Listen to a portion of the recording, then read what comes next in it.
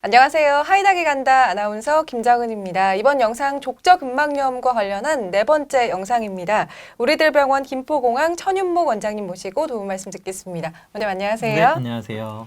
네, 이제 마지막 4편에서는 족저근막염의 이제 통증을 완화시킬 수 있는 효과적인 스트레칭 방법 위주로 설명을 듣도록 하겠습니다.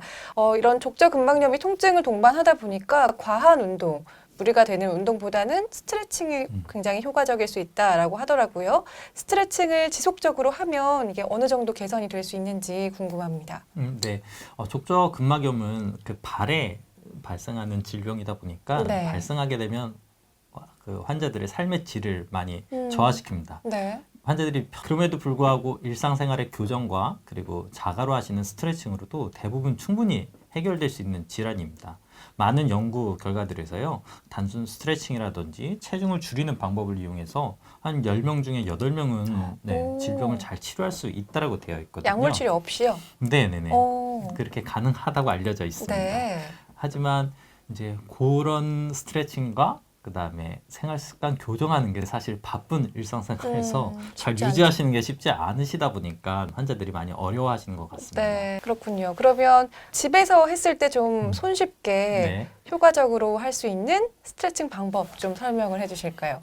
네. 그러면 그림을 준비했는데 그림 네. 같이 보시면서 얘기하도록 하겠습니다. 네. 네. 첫 번째 그림입니다. 보면 두 손으로 발을 잡고 있는 모습인데요. 한 손으로는 발 뒤꿈치를 고정하셔서 잡으시고요. 그다음에 다른 한 손으로는 발끝을 잡으셔서 위로 잡아당기는 스트레칭을 하시면 됩니다. 이때 주의하셔야 될 점은 발끝을 잡고 있는 손이 너무 발가락 끝 쪽으로 가시는 것보다는 발가락 좀 안쪽으로 오셔서 충분히 발가락 안쪽까지 해서 이렇게 뒤로 젖혀질 수 있도록 해주는 게 중요합니다. 생각보다 발 안에는 관절이 되게 여러 개가 있거든요. 그래서 끝만 잡고 하시면 그 족저근막염이 적절하게 스트레칭이 되지 않습니다. 그래서 그 중간 부분을 잡으시고 해주시는 게 좋겠고요. 다른 한 손으로는 족저근막이 스트레칭이 되면 다른 뒤꿈치 쪽 잡고 있는 쪽에 족저근막염이 스트레칭 되는구나 하는 느낌이 드실 겁니다.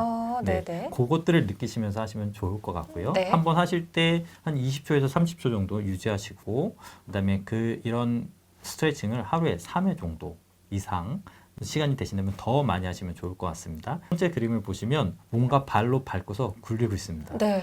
TV 보시면서 하시기 딱 좋은 운동이에요. 네, 그래서 지금 이 그림은 캔이라든지 아니면 물병 이런 것들을 밟고서 발로 굴리는 겁니다.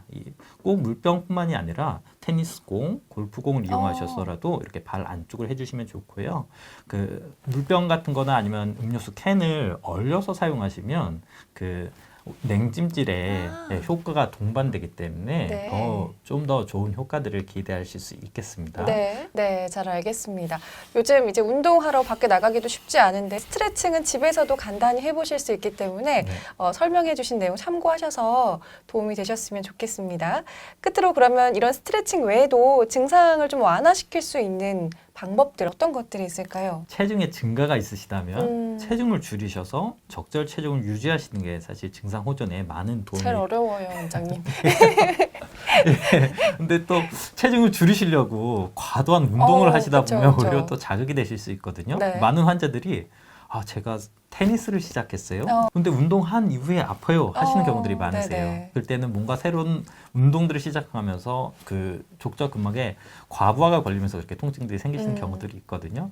그래서 적절한 운동을 통해서 체중을 조절하시는 게 도움이 되겠고요. 네. 그다음에 적절한 신발, 발에 체중을 분산시켜 줄 수 있는 발 안쪽에 아치 부분을 잘 받쳐주면서 좀 충격을 흡수해 줄 수 있는 그런 류의 신발을 신으신 것이 도움이 되겠습니다. 대부분의 족저근막염은 6주 이내 적절한 치료를 했었을 때 6주 이내에 보통 호전되는 게 맞습니다. 만약에 6주가 지나더라도 호전이 안 된다면 병원을 꼭 오셔서 그 밖에 약물 치료라든지 아니면 주사 치료 등을 시행해 볼 수 있겠고요. 그 이후에 그런 치료를 했음에도 통증에 호전이 없는 경우에는 최충격파 치료라든지 일부 소수의 환자들에서는 수술을 하는 경우들도 있습니다. 네.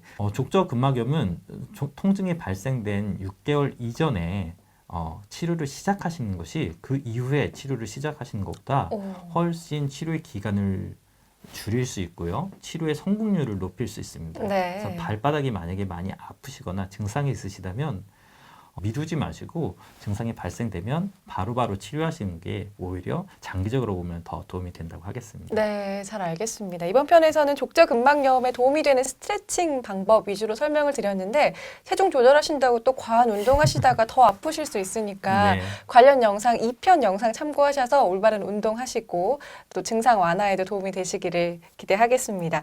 이번 영상 마치겠습니다. 우리들병원 김포공항 천윤목 원장님과 함께했습니다. 고맙습니다. 네, 감사합니다.